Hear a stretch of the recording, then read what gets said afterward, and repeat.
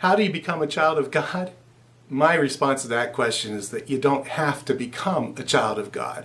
You already are one. Everyone, everywhere.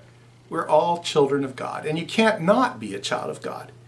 Even if you actively deny God's existence and disparage God's way, God created you. God's never going to disown you. Our Christian faith invites each and every one of us to celebrate being a child of God, asks us to recognize this fact of who we are, and encourages us to joyfully live into the highest possible expression of this amazing identity that's ours. This child of God identity that you have is all about relationships. Jesus spoke frequently of the relationship between him and God, between us and him, between God and us. We claim that we best come to know and love and serve God through a relationship with Jesus. And so we lift up the life of Jesus as our example, and the teachings of Jesus as our moral compass, and the resurrection of Jesus as a vision of the life that awaits all of us as children of God. It's not our place to judge one another. Judgment is for God and for God alone. Our task is simple. It's just to love. To love God, to love one another as we've been loved by God.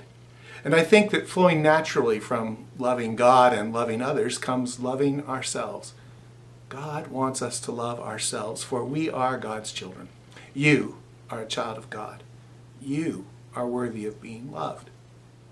Some Christians are challenged by the idea that God's love is so expansive that it embraces even those who reject God. Some put conditions on being loved by God. God will love me if I do this. God will love me when I do this. But God's love is without condition. That's our belief. You are a child of God. God's going to love you with God's perfect love. And that love of God is going to work in you and make you better than you are today. That's the Christian journey. I find this all-embracing, unconditional love of God to be the single greatest blessing in my life.